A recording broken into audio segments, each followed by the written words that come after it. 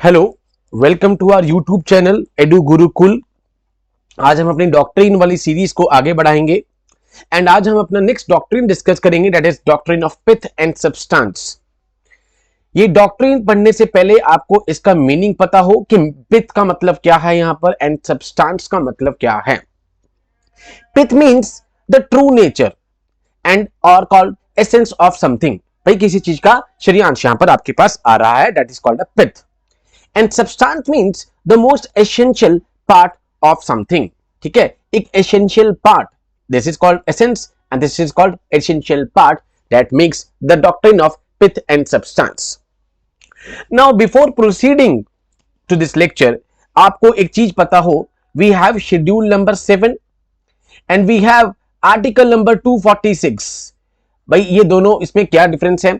भाई शेड्यूल 7 में यहां पर दे रखा है कि we have 3 types of list, list 1, list 2, list 3। Understand? List number 1 consist of the union list, number 2 is the state list, number 3 is the concurrent list. अब union list पे वही चीजें हैं, इसमें जितने भी आइटम्स हैं उस पे यूनियन गवर्नमेंट ही लेजिस्लेट कर सकती है, लॉ बना सकती है। नंबर 2 इज अ स्टेट, जिसके ऊपर स्टेट गवर्नमेंट के पास पावर है कि वो यहां पर लेजिस्लेट कर सकती है। Number 3 is the concurrent one. Concurrent means जहां पर सेंटर और स्टेट दोनों के पास पावर्स हैं लेजिस्लेट करने की, but in case there is a conflict between the powers, यहां पर union will always prevail. Now अगर हम इसको डिस्कस करें तो कई बार ऐसा हो सकता है कि यूनियन के पास यहां पर जो पावर है, सेम आइटम कोइंसिडेंस हो सकता है कि वो कोलाइड करे with the item mentioned in the state list and there may be a chance कि जब यहां पर इंक्रोचमेंट हो जाए, एंड जैसे ही इंक्रोचमेंट होगी तब ये पिथ एंड सब्सटेंस का डॉक्ट्रिन हमारे पास निकल कर आता है। सो लेट्स डिस्कस पहले कि भाई doctrine of pith and substance का यहां पर एक पास्ट क्या रहा है, भाई इसका ओरिजिन क्या रहा है। सबसे पहले तो so the doctrine was first acknowledged in the Canadian Constitution in India. It came to be adopted pre-independence under Government of India Act 1935. भाई Government of India Act 1935 यहां पर हम देखने को मिलता है हमें प्रोविंशियल लिस्ट, ये सब के सब लिस्ट आ गई थी, जिसको आफ्टर इंडिपेंडेंस यूनियन, स्टेट और कंकरेंट लिस्ट में यहां पर हमने अलग अलग डिफरेंशिएट कर लिया था। डन है। तो doctrine of pith and substance is usually applied with the question arise of determining whether a particular law relates to a particular subject, then the court looks to the substance of the matter. For example, अगर हम इसे discuss करें कि मान लेते हैं कि यहां पर यूनियन ने किसी चीज के ऊपर लेजिस्लेट करा, एंड जब इस चीज को वो लेजिस्लेट कर रहे थे तो ये हो सकता है कि इस पूरे के पूरे लॉ में से कुछ ऐसा सब्जेक्ट हो सकता है जिसका इंसिडेंटल यहां पर एक इफेक्ट सेम मैटर पर हो रहा है जो कि स्टेट लिस्ट में भी है। तो यहां पर स्टेट लिस्ट उठकर आ सकती है कि भाई यहां पर तो हमारे पास पावर थी लेजिस्लेट करने की, तो यूनियन ने कैसे यहां पर लेजिस्लेट कर लिया।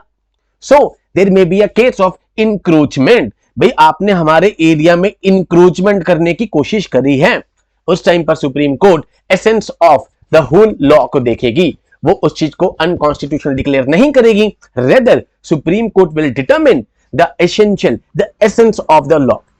अगर वो ठीक होगा तो उसको यहां पर क्या कहते हैं, लीगलाइज तरीके से यहां पर एग्जीक्यूट कर दिया जाएगा, उसको नल एंड वॉइड नहीं डिक्लेयर किया जाएगा। So the doctrine states that within their respective spheres the state and union legislature are made supreme. भाई जो यूनियन गवर्नमेंट है, यूनियन लिस्ट में वो सुप्रीम है, भाई स्टेट लिस्ट है तो स्टेट गवर्नमेंट सुप्रीम है। तो क्वाइट ऑब्वियस है, एक दूसरे के रीजन्स में आने की कोशिश नहीं कर सकते हैं। They should not encroach upon the spheres demarcated. भाई जो भी यहां पर स्पेयर है, भाई ये यूनियन का है, ये स्टेट का है, भाई यूनियन वाला स्टेट के बीच में इंक्रोचमेंट नहीं करेगा, स्टेट वाला यूनियन के बीच में इंक्रोचमेंट नहीं करेगा। So if the pith and substance that is the true object, भाई जो एसेंस है पूरे की पूरी कहानी का, लेजिस्लेशन का, उसको चेक करेगी कोर्ट। अगर वो ठीक है तो बेशक वहां पर इंक्रोचमेंट हो रखी हो, उसको नल और वॉइड डिक्लेयर नहीं किया जाएगा। Now, इस सेंटेंस को पढ़िए, if the pith and substance that is the true object of the legislation pertains to a subject within the competency of the legislation. Within the competency means भाई union के पास एक item था, उसके ऊपर union list के ऊपर यहां पर यूनियन के पास पावर थी लेजिस्लेट करने की, but it should be held intra-vire, although it may incidentally encroach on the matters not within the competence of the legislature. Clear? यहां पर दो वर्ड्स आते हैं, इंट्रावायर एंड द अल्ट्रावायर. इंट्रावायर का मतलब होता है विद इन द पावर, अल्ट्रावायर का मतलब होता है बियॉन्ड द पावर. भाई डब्ल्यूपी बीपी आपको याद होना चाहिए कि समथिंग इज इंट्रावायर मींस भाई it is with in the power.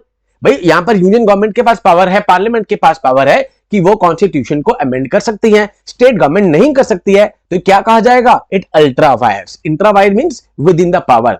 भाई यहां पर यूनियन के पास पावर भी थी एंड वो इंट्रावायर भी है, that is with in the power भी है. एंड अगर वो इंसिडेंटली कोई एक उसमें से मैटर इंक्रोच कर देता है उस मैटर पे जो कि स्टेट लिस्ट में है, तो पिथ एंड सब्सटेंस यूज होगा. सो apart from this application involving the legislature competence, 246 यहां पर it is also used in 254. भाई 254 क्या कहता है? whenever there is a conflict, भाई दोनों के पास पावर है. अब स्टेट कहे कि हमारे पास भी सेम मैटर पे पावर है, यूनियन कहे हमारे पास भी है, तो क्या होगा? Doctrine of रिपंजेंसी. रिपंजेंसी पे यहां पर ये आता है doctrine of pith and substance. So 246 says that parliament has power to make laws with respect to any matter for any part of the territory not included in the state, notwithstanding that matter is enumerated in the state list. So in such circumstance, this theory is used to resolve inconsistencies between the legislation passed by the respective governments. भाई जब भी अगर यहां पर encroachment का यहां पर case आएगा कि यूनियन लिस्ट ने स्टेट में करने की कोशिश करी या स्टेट ने यूनियन के बीच में, तो essence of the legislation check किया जाएगा pith and substance, rather than उसको अनकॉन्स्टिट्यूशनल डिक्लेयर कर दिया जाए.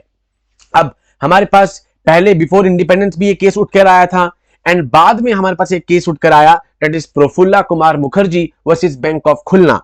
इसमें प्रीवी काउंसिल ने ये डॉक्ट्रिन को यूज लगाया. For example Bengal Money Lenders Act था, जो कि स्टेट लेजिस्लेशन के पास पावर थी कि वो मनी लेंडिंग से रिलेटेड कोई भी लॉ लेकर आ सकते हैं. यहां पर वो चैलेंज किया गया कि भाई जो इसका कुछ पार्ट है जो कि प्रोमाइजरी नोट से डील कर रहा है.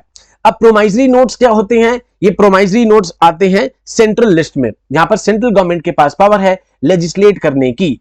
बट उन्होंने कहा कि यहां पर जो बंगाल मनी लेंडर बिल है, जो लेजिस्लेशन आया है, वो कहीं ना कहीं प्रोमाइजरी नोट्स को भी इफेक्ट कर रहा है, और प्रोमाइजरी नोट यूनियन गवर्नमेंट के अंदर आता है.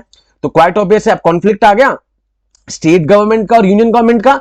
तो यहां पर क्या होता है कि फाइनली पिथ एंड सब्सटेंस निकल कर आता है. So the Privy Council while upholding the validity of this legislation stated that the Bengal lenders act was in pith and substance. That means a law related to a money lender, a state subject, even though it is incidentally trench upon the P notes. भाई अगर यहां पर पूरे जो भी ये money lending से related bill लेकर आए हैं लेजिस्लेशन, ठीक है, कहीं ना कहीं इसका कुछ छोटा सा सब्जेक्ट यहां पर प्रोमाइजरी नोट्स को भी इफेक्ट कर रहा है, और वो स्टेट सब्जेक्ट है, वो सेंट्रल सब्जेक्ट है. बट ओवरऑल जब हम इस पर एसेंस देखते हैं तो यहां पर इनका जो कंपिटेंसी है वो बिल्कुल ठीक है. तो यहां पर पिथ एंड सब्सटेंस को यूज किया गया और कहा गया कि इसको आप अनकॉन्स्टिट्यूशनल नहीं डिक्लेयर कर सकते ऑन द प्रिटेक्स्ट कि भाई ये यहां पर सेंट्रल सब्जेक्ट को टच कर रहा है. So this is all about the doctrine of pith and substance, जिसमें एक in short, long story short अगर मैं कहूं तो यहां पर अगर यूनियन और स्टेट लिस्ट के बीच में कोई भी कॉन्फ्लिक्ट होती है, as far as the encroachment is concerned, because ऐसा हो सकता है कि बहुत सारी चीजें अगर आप एक चीज पे लॉ लेकर आओ तो उसका कुछ पार्ट दूसरी लिस्ट में भी यहां पर मेंशन हो, तो उस टाइम पर पिथ एंड सब्सटेंस यूज होगा and essence of the legislation को चेक किया जाएगा. अगर वो एसेंस जो है वो ठीक है, इवन दो इट इनक्रोच, तो उसको अनकॉन्स्टिट्यूशनल डिक्लेयर नहीं किया जाएगा. So this is all about the doctrine of pith and substance. With these words, I conclude my today's lecture. Jai Hind to all. Take care.